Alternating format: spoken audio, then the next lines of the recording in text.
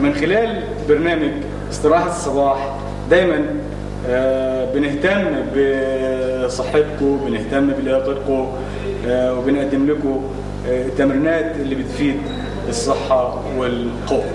في الحلقات اللي فاتت زي ما قلت لكم احنا مركزين على التمرينات الاكتاف بالبار دامبلز، مجموعة الاكتاف. النهاردة هنعمل تمرين جديد اسمه تمرين نص دايرة.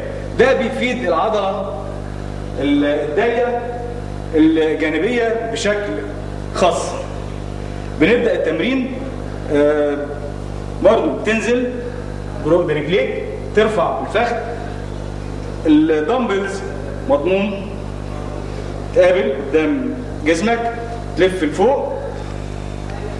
1 2 3 4 5 6 7 8 9 10 1 2.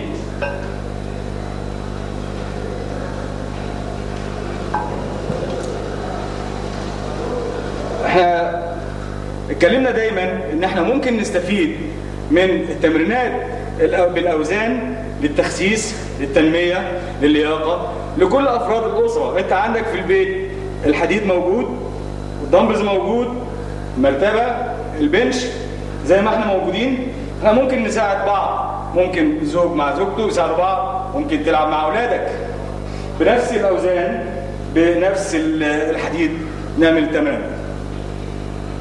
اعزائي المشاهدين، بنرحب باسئلتكم واستفساراتكم للاجابه عليها من خلال برنامج استراحه الصباح. شكرا والى اللقاء في الحلقه القادمه.